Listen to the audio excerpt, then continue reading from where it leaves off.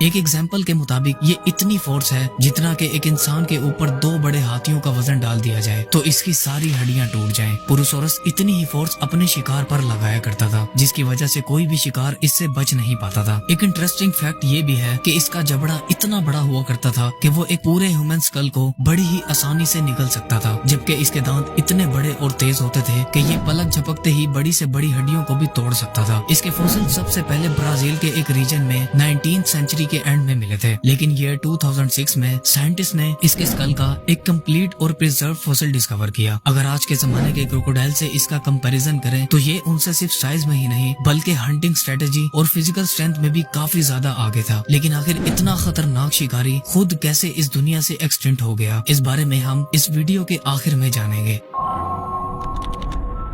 हमारी इस दुनिया में लाखों करोड़ों साल पहले ऐसे क्रिएचर्स रहते थे जो आज हमें सिर्फ म्यूजियम्स और साइंस बुक्स में देखने को मिलते हैं। इन्हीं में से एक है डायनासोर्स। जी हाँ, वही बड़े क्रिएचर्स जिन पर दर्जनों मूवीज और डॉक्यूमेंट्रीज बन चुकी हैं। दोस्तों, डायनासोर्स की बहुत सी स्पीशीज हुआ करती थी, जिनमें कुछ किसी बिल्डिंग जितने बड़े हुआ करते थे, जबकि कुछ एक फुटबॉल के साइज जितने। कुछ इतने खतरनाक थे कि मीलों दूर से ही अपने शिकार को सेंस कर लेते थे, जबकि कुछ इतने शांत नेचर के थे कि वो सिर्फ दरख्तों के पत्ते खाया करते थे। ऐसा ही एक शांत डायनासोर था अमेज़ोनोसॉरस, जो तकरीबन 110 मिलियन साल पहले अमेज़न रेन फॉरेस्ट के एरियाज में रहता था। ये एक हर्बीवोरस डायनासोर था जो सिर्फ पौधे और दरख्तों के पत्ते खाता था, लेकिन सिर्फ इसका साइज ही किसी भी शिकारी को डराने के लिए काफी था। इसकी लंबाई 12 मीटर तक लंबी होती थी, जबकि इसका वजन 5 टन के करीब वजनी होता था। इसकी लंबी और फ्लेक्सिबल गर्दन उसे ऊंचे दरख्तों के पत्ते खाने में मदद देती थी, जबकि इसकी दुम यानी इसकी टेल इतनी ताकतवर होती थी कि वो इसकी मदद से किसी भी जानवर को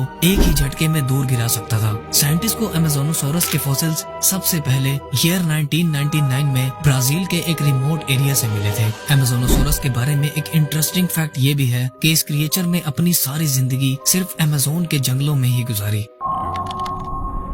डायनासोर्स के बाद भी इस दुनिया में ऐसे कुछ क्रिएचर्स रहते थे जो शायद दिखने में मॉडर्न एनिमल्स जैसे लगते हो, मगर असल में वो प्री हिस्टोरिक होने के साथ साथ काफी ज्यादा पावरफुल भी हुआ करते थे। ऐसा ही एक और क्रिएचर था टोक्सोडोन, जो आज से तकरीबन 16,500 साल पहले तक साउथ अमेरिका में पाया जाता था।